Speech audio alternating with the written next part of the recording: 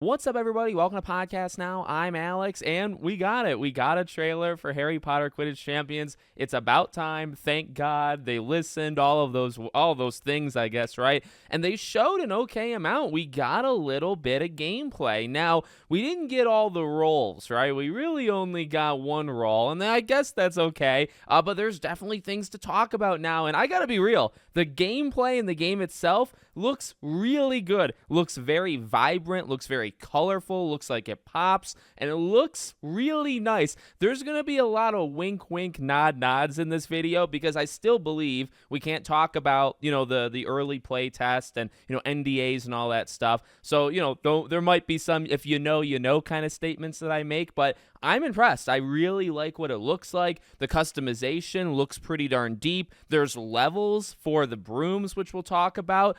I think, we need more. We definitely need like half of a match, and we need to kind of cycle through the roles. There's definitely more that needs to come. But for an actual, whatever you want to call this, I don't know, a gameplay trailer might be what it's actually called. It's pretty darn good. I would say it's pretty solid. And then we got some new information. So what I want to kind of do is, let's start with the info, and then I want to kind of do a trailer breakdown. We'll go through almost frame by frame. And so let's start with let me just shout out behind me here. They have like a new kind of wallpaper situation going on. Looks really good. Again, kind of pops. Looks much better than even like the last time. Even I would say in terms of the visuals of the drawing looks much better. You also have pre-orders available, and what I kind of found weird, they're available for everything but PlayStation. There's some questions I have for PlayStation in particular so you can pre-order it, right? And I believe the deluxe edition physically will happen. I think it happens in November, but you could get it digitally in September. The Nintendo Switch version has also been delayed. I think it's now holiday. I guess that shouldn't surprise us. WB has a history of not launching the Switch. You look at Mortal Kombat, you look at Hogwarts Legacy, of course, being a very recent and very big example, right? So that's not all that shocking. I think the Switch version would probably help overall sales and just kind of making that ecosystem, right, of players, but, it is what it is. But specifically, going back to the PlayStation part, so they keep doubling down on, you get it on PS Plus, you get it for the month of September, right? So it comes out September 3rd, you get it for the full month. But it doesn't, number one, you can't pre-order it. Number two, you get the standard edition, not the deluxe edition, which is very common and very obvious. Like, that's not surprising to me.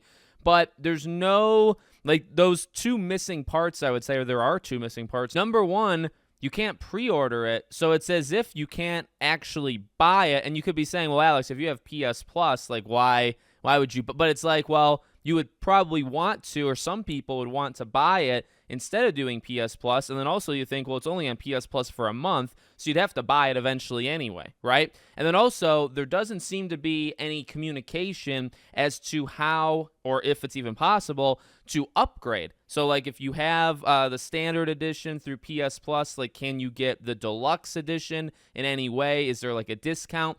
I don't think there would be, but there also is just no communication in general, right? So it's I personally don't think there would be. So it's if you get the standard edition through PS Plus for September, you can't game it and use that standard free to then upgrade to a deluxe and pay a difference. I don't think that's going to happen, but they've got to kind of talk us through that. And it's also weird that you can't pre-order it on PlayStation when it's some people might want to buy a day one. Even if you don't want to buy a day one or pre-order it to get a day one, then you might want to do it at the end of September. So I'm a little confused on that.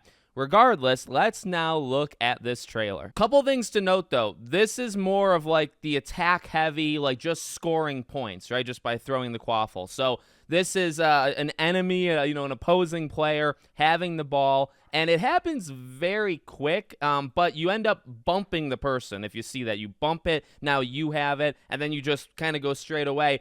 If you know, wink, wink, nod, nod, that reticle, the circle, different. It's interesting. I actually kind of like it. You see it again, another kind of steal.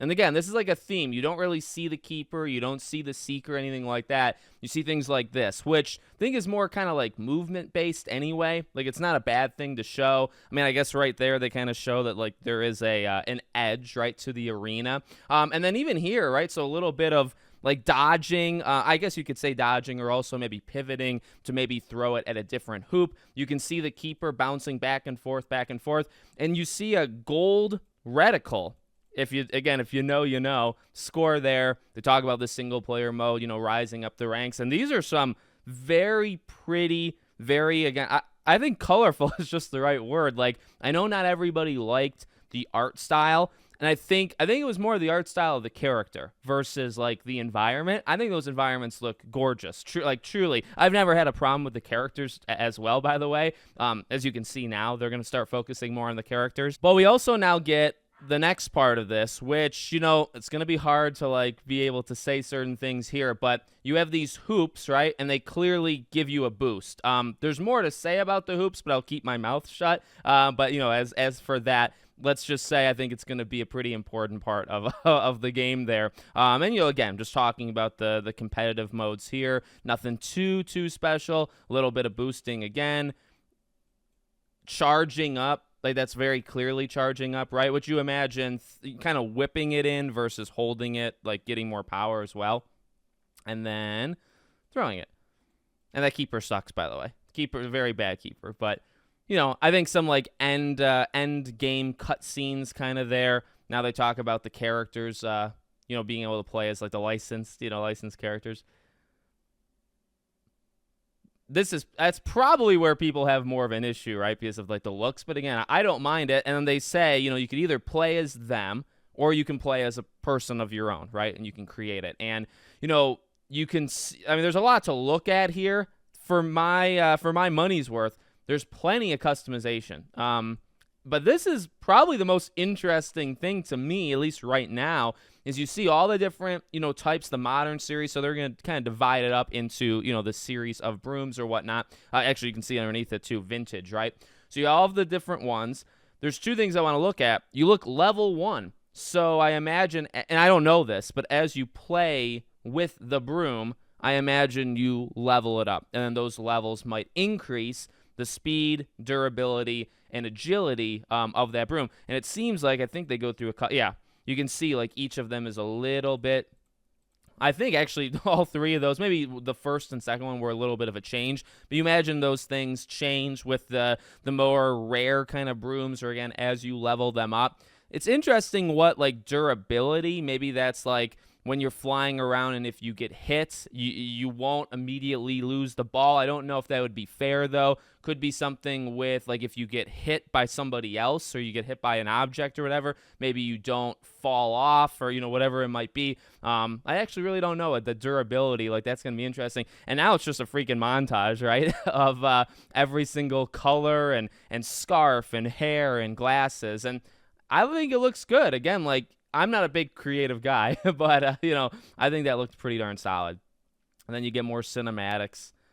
I still think it's maybe a little too heavy on the cinematics, because we've seen a lot of those in the first place. And then they go through everything. So September 3rd, 2024, then they'll get into, like, the pre-orders and stuff. So available digitally September 3rd, right? Available day one with PS Plus. That's the standard. Deluxe edition is only digital September 3rd, and then in stores, I think November 8th.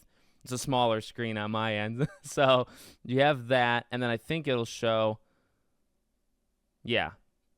pre-order on Xbox, Steam, and Epic Game Store to get the Fire. So you can't pre-order on PlayStation, which is pretty annoying. And I don't know if they actually say anything about the Switch in here. I think that's separate, that they kind of announced it. You see what you get with the Deluxe Edition. This is something I'm going to buy. Maybe I'll play it through PS Plus originally or initially, and then I'll be purchasing it because I want to keep it, if you would imagine. I want to keep it beyond September. So there you go. Hopefully you guys enjoyed it, learned some new things. I think it looks good. I really do believe it looks good. I think it pops more. I think it looks kind of crisper. Again, like, colors kind of stand out more. I honestly think it kind of looks beautiful, and I'm sorry for those, that don't like the art style. Again, I guess I get it. I get it in terms of, like, maybe the character faces and stuff, but when you're in the game, as you saw, like, I think it pops, and I don't really think you're focusing too much on what they look like. I think in terms of, like, the look of the stadiums and whatnot, it looks insanely good. Lots of color to it. Now, some of it's going to be cutscenes and, like, some of the, like, when the fireworks are playing and stuff. I don't expect that to happen mid-match, but, I think the game itself is going to actually look pretty darn good. So we need more. We really only saw one role. We didn't see the Seeker. We didn't see the Keeper, which is going to be my place of dominance, by the way. So I'd like to see those roles as the month of August goes. I could see them maybe doing a breakdown of each. I think that would be very, by the way, WB, Unbroken Studios, if you're listening, I think the best thing to do would be to do, maybe you don't even have to do pure gameplay, but do a trailer or something, right, for each one. And then, do like a 2-minute thing for a Keeper. Show just a couple of gameplay segments, right? Throw in a couple clips and then just talk about it. Talk about like what a Keeper does, what their role is, all that stuff, and just do that for each role. And I think honestly that will, because it's different. Like you don't do that for Madden because it's like, it, and you can watch football and all that. But for Quidditch, it's like you should probably show each individual role, what they're going to do, how it looks, and you could just talk about it, outside of that. So let me know what you guys think in the comments. Make sure you're subscribed to the channel. Bell icon turned on. I hope to see you all on the next one.